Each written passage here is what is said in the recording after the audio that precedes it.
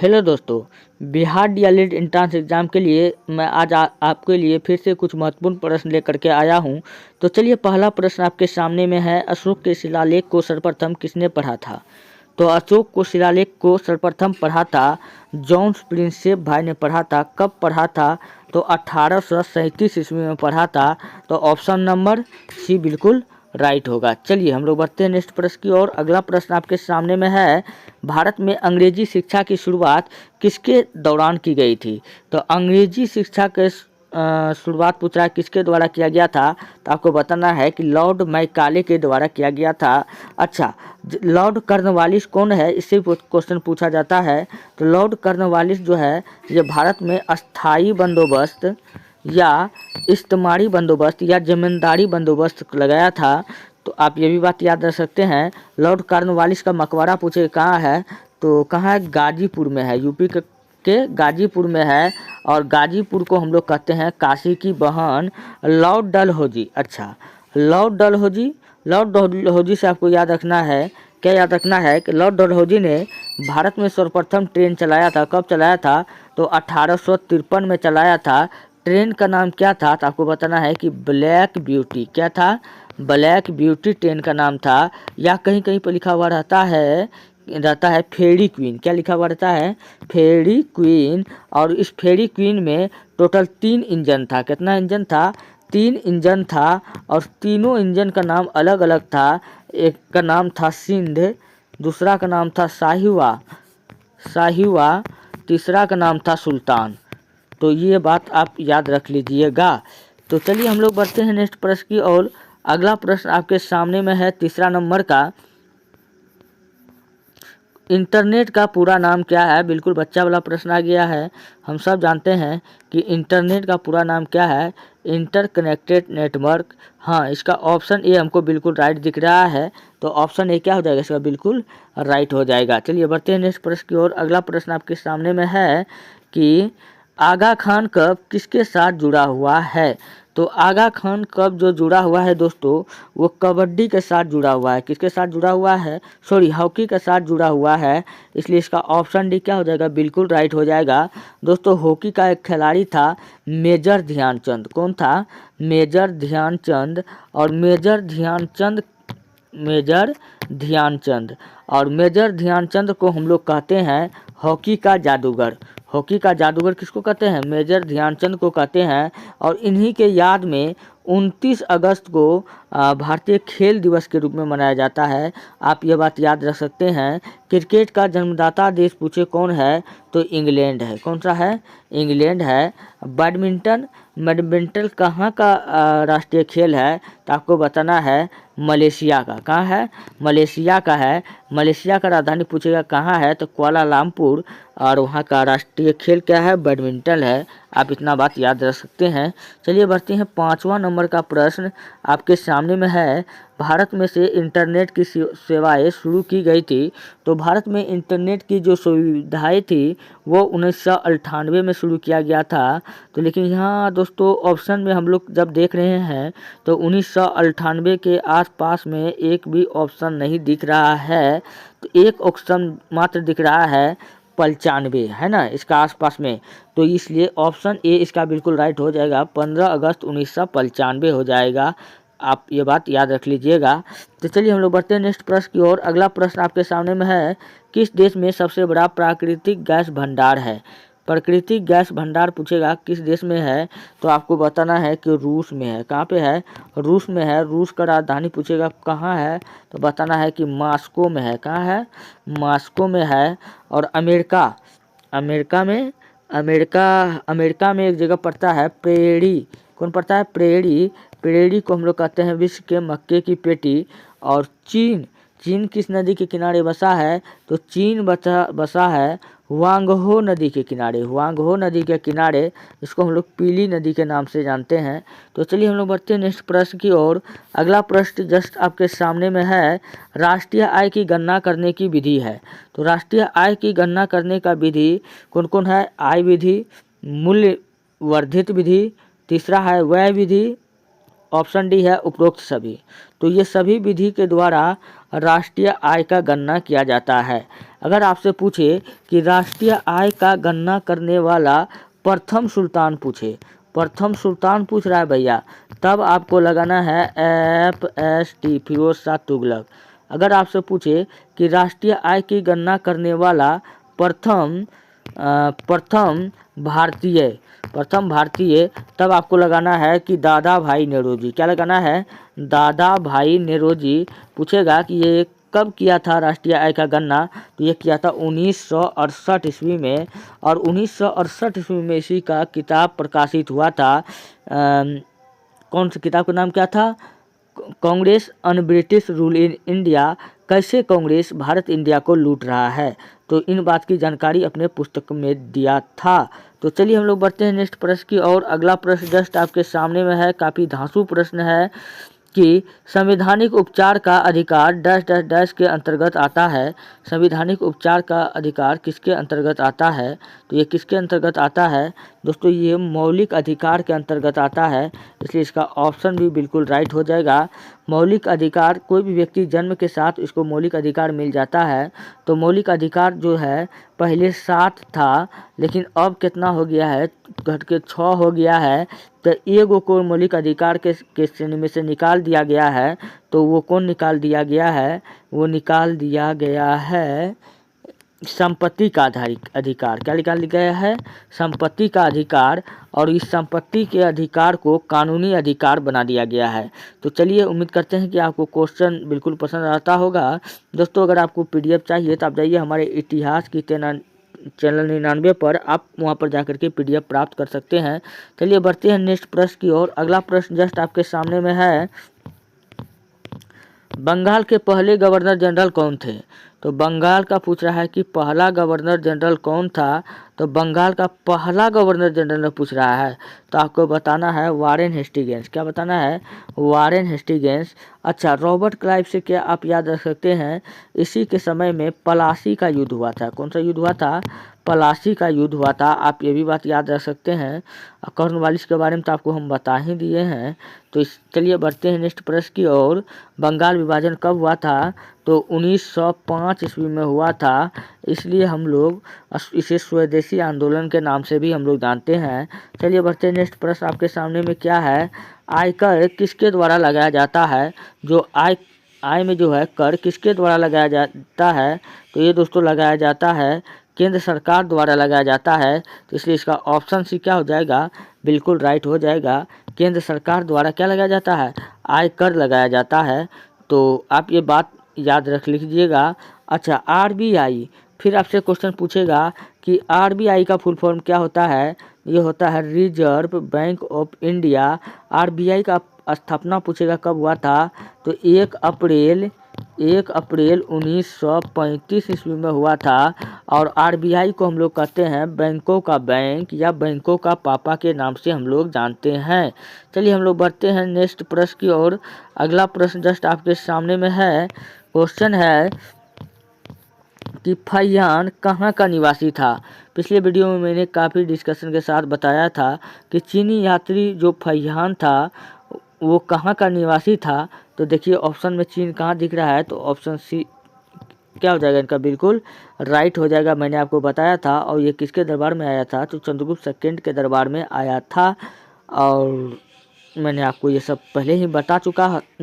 अच्छा, भूटान दोस्त एक ऐसा देश है जहाँ पर एक भी सिनेमा घर नहीं है। आप ये बात याद रख सकते हैं। बर्मा म्यांमार की राजधानी है। 12वां नंबर का प्रश्न है, सिंधु घाटी सभ्यता का पतन नगर है। सिंधु घाटी का जो पतन नगर मतलब जो व्यापार का केंद्र वाला नगर है वो पूछ रहा है, वो कौन है? लोथल है। कौन है? लोथल है। लोथल को दोस्तों हम लोग कहते हैं मिनी हड़प्पा। क्या कहते हैं?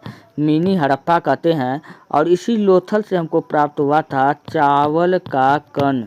क्या प्राप्त हुआ था? चावल का कण। हड़प्पा का खोज पूछेगा किसने किया था? तो पंडित दयाराम साहनी ने किया था। जबकि मोहनजोदड़ो का खोज पूछेगा किसने किया था? तो राखल दास बनर्जी ने किया था। रोपर कहाँ पड़ता है? तो आपको बताना ये पंजाब में पड़ता है। बनावली पूछेगा कहाँ पड़ता है? तो ये पड़ता है हरियाणा में। कहाँ पड़ता है? हरियाणा में आसपास में पड़ता है। तो मैंने आपको इतना बताया। और सिंधु घाटी सभ्यता को हम लोग काशयुगीन सभ्यता या मेलुहा सभ्यता या सरस्वती नगरीय सभ्यता के नाम से हम लोग जानते हैं। तो ये विश्व की सबसे प्राचीन सभ्यता है, हमारे भारत की सबसे प्राचीन सभ्यता है। और सिंधु घाटी सभ्यता के लोग को लोहा और तलवार का ज्ञान नहीं था, आप ये भी बात याद रख सकते हैं। सर्वप्रथम कपास का खेती पूछेगा कि किसने उगाया था, तो इसी सिंधुवासी ने उगाया था, आप ये बात भी याद रख सकते हैं। चलिए नेक्स्ट प्रश्न आपके सामने में है। क्वेश्चन भैया आपके सामने दिख रहा है, कुतुब मीनार कहाँ है? तो हम सब जानते हैं कि कुतुब मीनार कहाँ है, तो कुतुब मीनार है दिल्ली में, जिसको बनाया था कुतुबुद्दीन ऐबक ने बनाया था। किसने बनाया था? कुतुबुद्दीन ऐबक ने बनाया था। तो आगरा में क्या है? ताजमहल है। ताजमहल किस नदी के पीछे बहती है? तो यमुना नदी के किनारे बहती है। मुंबई में क्या है? मुंबई को दोस्तों हम लोग कहते हैं सपनों का शहर। क्या कहते हैं? सपनों का शहर कहते हैं, या 7 टापुओं का शहर कहते हैं, या सूती वस्त्रों की राजधानी कहते हैं। वही अजमेर को हम लोग कहते हैं राजस्थान का हृदय। चलिए बढ़ते हैं नेक्स्ट प्रश्न की ओर। अगला प्रश्न आपके सामने में है कि निम्नलिखित में से किसे गरीब नवाज कहा जाता है? तो गरीब नवाज किसे कहा जाता है? तो गरीब नवाज कहा जाता है मोइनुद्दीन चिश्ती को कहा जाता है। इसलिए इसका ऑप्शन भी बिल्कुल राइट हो जाएगा। आप एक ऑप्शन 1 में देखिए, शेख निजामुद्दीन औलिया का नाम आ रहा है। तो शेख निजामुद्दीन औलिया भैया कौन है? तो ये 2 आदमी का गुरु था। एक था MBT मोहम्मद बिन तुगलक का, दूसरा आमिर खुसरो का। किसका गुरु था? तो आमिर खुसरो का गुरु था। कौन था? शेख निजामुद्दीन औलिया। और शेख निजामुद्दीन औलिया ने कहा था कि अलाउद्दीन खिलजी को कहा था कि मेरे घर में 10 दरवाज़ा है। कितना दरवाज़ा है? 10 दरवाज़ा है। तुम मुझे तुम मेरा एक दरवाजे में घुसेगा तो मैं अगला दरवाज़ा से निकल जाऊंगा। तो चलिए बढ़ते हैं नेक्स्ट प्रश्न की ओर। अगला प्रश्न जस्ट आपके सामने में है कि दीन ए इलाही धर्म किसने चलाया था? तो दोस्तों दीन ए इलाही धर्म जो चलाया था वो अकबर ने चलाया था। कब चलाया था? 1582 ईस्वी में चलाया था। और शेरशाह सूरी ने रुपया नाम का सिक्का चलाया था। क्या चलाया था? रुपया नाम का सिक्का चलाया था। टोडरमल अकबर का वित्त मंत्री था, आप ये बात याद रख सकते हैं। औरंगजेब, इसको हम लोग जिंदा पीर या आलमगीर के नाम से हम लोग जानते हैं। इनकी मृत्यु कब हुआ था? तो 1760 में हुआ था। कहाँ हुआ था? तो महाराष्ट्र के खुलदाबाद में हुआ था। ये भी बात आप याद रख सकते हैं। चलिए बढ़ते हैं नेक्स्ट प्रश्न की ओर। अगला प्रश्न आपके सामने में है, नाजीवाद के संस्थापक कौन थे? तो दोस्तों नाजीवाद का जो संस्थापक था वो कौन था? वो था हिटलर था। कौन था? हिटलर था। अगर क्वेश्चन फिर पूछा जाता है कि हिटलर का आत्मकथा का क्या नाम है, तो आपको बताना है माइन कैम्प। क्या बताना है? माइन कैम्प बताना है। और बिस्मार्क एक कूटनीतिज्ञ था। कौन था? एक कूटनीतिज्ञ था। गैरीबाल्डी ये पेशे से नाविक था। क्या था? पेशे से नाविक था। और गैरीबाल्डी ने कहा था कि इटली का एकीकरण तलवार के बल पर किया जाना चाहिए। तो इसका राइट आंसर क्या होगा? ऑप्शन ए होगा। चलिए बढ़ते नेक्स्ट प्रश्न की ओर। अगला प्रश्न जस्ट आपके सामने में है। क्वेश्चन है भैया, मसालों की रानी किसे कहा जाता है? तो मसालों की रानी हम लोग कहते हैं इलायची को कहते हैं, कार्डामोम। किसको कहते हैं? इलायची को कहते हैं। ऑप्शन भी क्या हो जाएगा इसका? बिल्कुल राइट हो जाएगा। वहीं अगर आपसे पूछे कि हल्दी का रंग पीला क्यों होता है, तो आपको बताना है कुरकुमीन के कारण होता है। किसके कारण होता है? कुरकुमीन के कारण होता है। चलिए बढ़ते हैं नेक्स्ट प्रश्न की ओर। अगला प्रश्न जस्ट आपके सामने में है कि पुष्कर मेला कहाँ लगता है? पुष्कर मेला दोस्तों लगता है राजस्थान के अजमेर में लगता है। इसलिए इसका ऑप्शन बी बिल्कुल राइट होगा। जयपुर में क्या है? हवा महल है और जोधाबाई का मकबरा है। तो ये सब बात भी आप याद रख लीजिएगा। आज जयपुर में हवा महल जो है, हवा महल में टोटल 5 बिल्डिंग है। कितना बिल्डिंग है?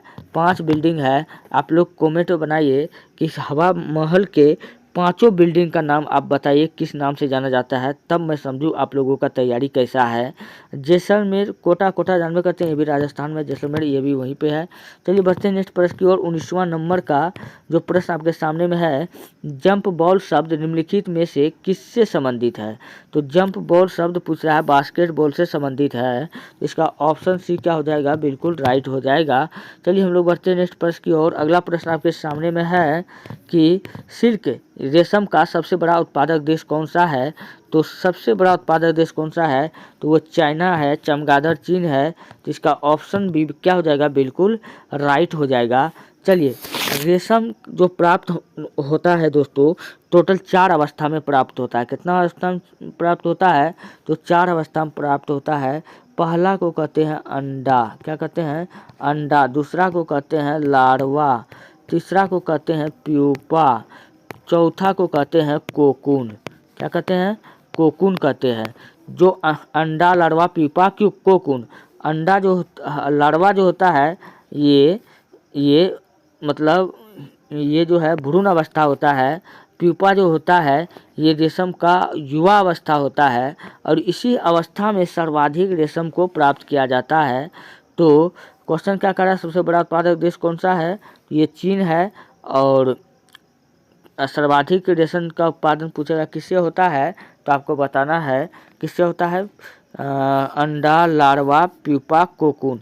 प्यूपा से होता है। तो आप ये बात तीसरा अवस्था से होता है, आप एक बात याद रख लीजिएगा।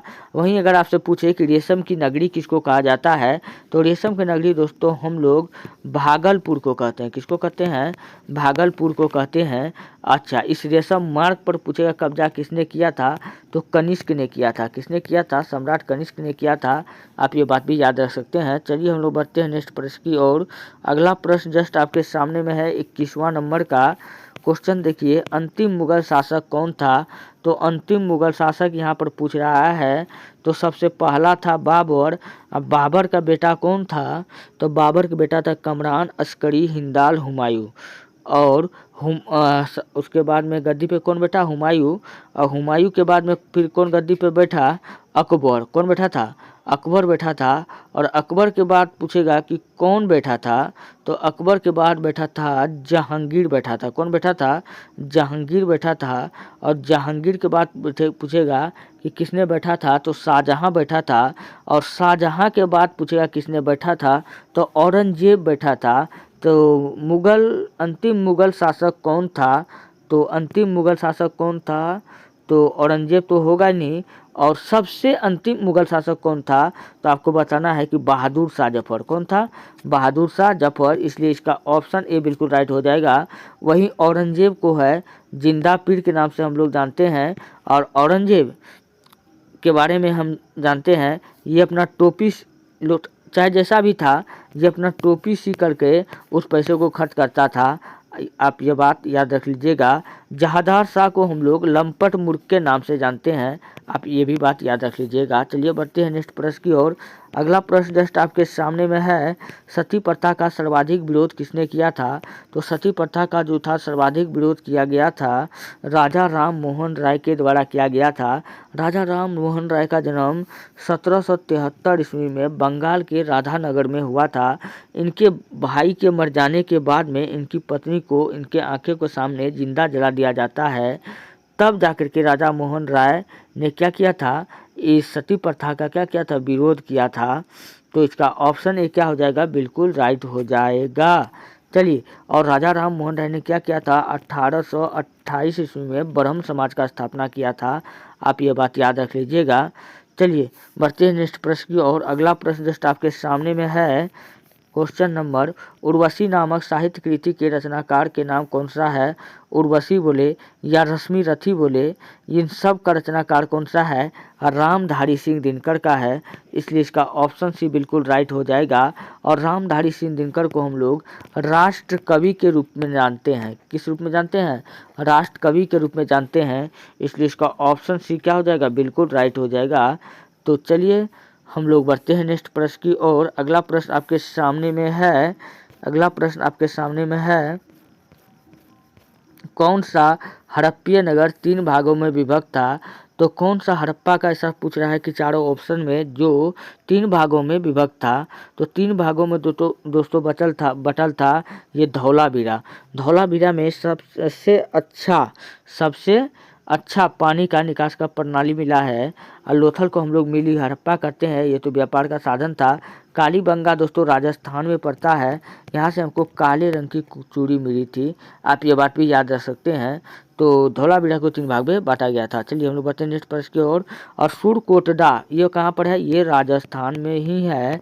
और सुरकोटडा से पूछ लिया जाता है क्वेश्चन, क्या हमको मिला था, तो आपको बताना है कि हाथी का हड्डी, हाथी का घोड़े की अस्थि मिला था सुरकोटडा से। चलिए 24वां नंबर का प्रश्न हो गया। 25वां नंबर का प्रश्न है, मानव विकास रिपोर्ट कौन प्रकाशित करता है।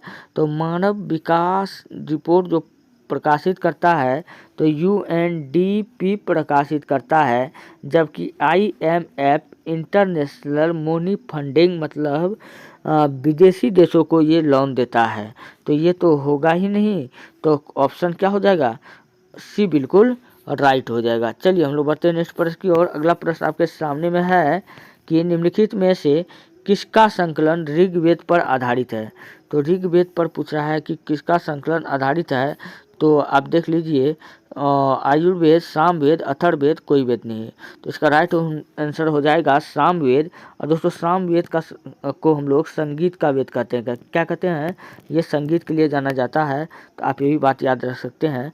आप लोग दोस्तों कमेंट में बताइए ऐसा कौन सा वेद है जिसमें जादू टोना का उल्लेख है। चलिए हम लोग बढ़ते हैं नेक्स्ट प्रश्न की ओर। अगला प्रश्न है, रामचरितमानस को किसने लिखा था। तो बिल्कुल बच्चा वाला प्रश्न आ गया है। तो इसको किसने लिखा था, तो महर्षि वाल्मीकि ने लिखा था। ऑप्शन ए इसका क्या हो जाएगा, बिल्कुल राइट हो जाएगा, कालिदास। कालिदास के किताब का नाम क्या है, मालविकानम, रघुवंशम। ये सब किसका किताब का नाम है, कालिदास के किताब का नाम है। तुलसीदास ने क्या लिखा था, रामायण लिखा था। आप ये भी बात याद रख सकते हैं। तो फिलहाल इसका राइट आंसर क्या होने वाला था, ऑप्शन ए होने वाला था। चलिए हम लोग ऑप्शन सी होने वाला था। अरे क्वेश्चन क्या पूछ रहा है, अरे यार क्वेश्चन पूछ रहा है रामचरितमानस को किसने लिखा था, तुलसीदास ने लिखा था। कहाँ रहता है दिमाग आप लोगों का, तुलसीदास। इसका राइट आंसर क्या हो जाएगा, तुलसीदास। चलिए हम लोग बढ़ते हैं नेक्स्ट प्रश्न की ओर। अगला प्रश्न आपके सामने में है, निम्नलिखित में से कौन सा नृत्य केवल अकेले किया जाता है। तो अकेले जो नृत्य जो किया जाता है वो कौन सा किया जाता है, मोहिनी अट्टम।